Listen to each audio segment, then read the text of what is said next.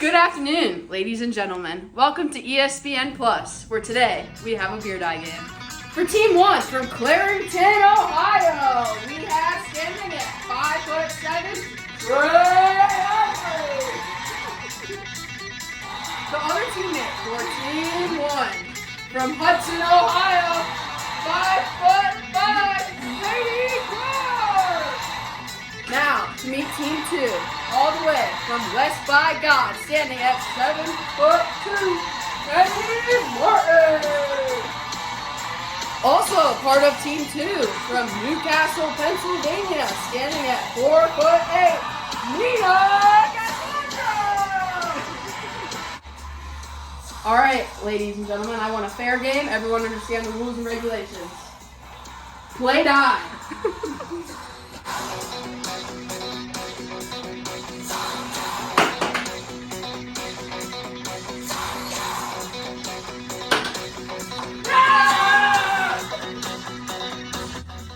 Now, this exciting segment on ESPN is coming to an end with the game-winning point.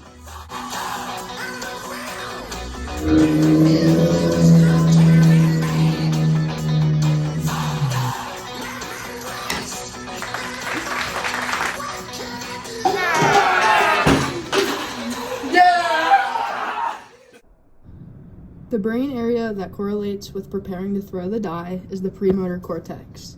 The premotor cortex is involved in planning and coordinating movements that are voluntary movements, which in our case would be throwing the die. This area of the brain coordinates the muscle groups needed for the action. The tract that is responsible for this is the corticospinal tract. It carries the motor signals from the premotor cortex to the spinal cord, then to the muscles. This tract originates in the primary motor cortex and other areas, such as the premotor cortex, and then the synapse with the motor neurons happens in the anterior horn. Throwing the dice, the primary motor area is involved. The primary motor area is directly involved in initiating voluntary muscles. It sends signals to the muscles via motor neurons in the spinal cord, controlling both fine and gross motor movements. The corticospinal tract is the primary pathway for voluntary motor control of the body, including hand movements. This tract transmits motor commands from the primary motor cortex down the spinal cord. From there, the signal reaches motor neurons that control the muscles in the hands and arms, facilitating the throwing motion. The visual system plays a crucial role in processing the visual information received from the environment, particularly during dynamic events such as watching a die be thrown in the air.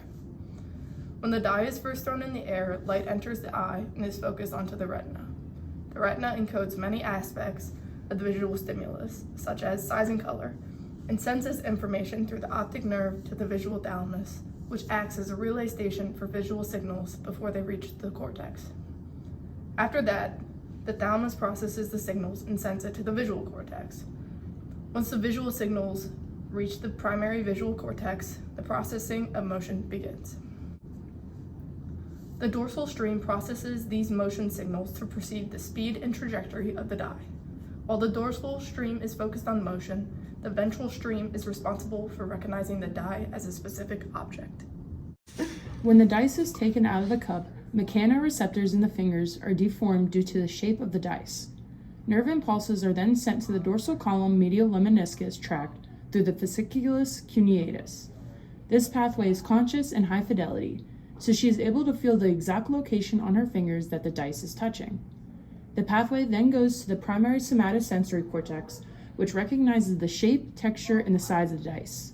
The sensory information then goes to the secondary somatosensory area that uses stereognosis to recognize the shape, size, and texture is a dice without exactly looking at it. When the fingers reach into the water, thermoreceptors create stimulation because of the cold water. A delta fibers carry the stimulation to the dorsal horn. This stimulation travels up the anterolateral columns, specifically the spinothalamic tract. This tract is conscious and high fidelity. She is able to feel the coldness of the water exactly where it is touching her because of this. The primary somatosensory area is able to discriminate this cold temperature compared to a normal temperature, and the secondary somatosensory area recognizes that this is a cold temperature. When Trey and Katie see the die go in the cup and realize that they won, This activates the limbic system and hippocampus. The primary region of the brain that is activated during this is the limbic system, and it plays a crucial role in regulating emotions, memory, and certain aspects of behavior. The hippocampus is crucial for memory formation and spatial navigation.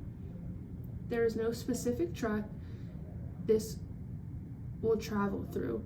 The fornix is the primary output tract that connects the hippocampus with other limbic structures, like the mammillary bodies and the hypothalamus. When Katie and Trey realize they won the game, seeing the die go into the cup is the sensory input that travels through the thalamus, which sends the information to relevant brain areas. The emotion will then reach the amygdala, which is crucial for emotional recognition. This emotion would be recognized as a happy and excited emotion, triggering them to jump up and down and cheer. The hippocampus then forms a memory and links the emotion with other past experiences that they may have had. PSA, please be responsible and do not play under the age of 21.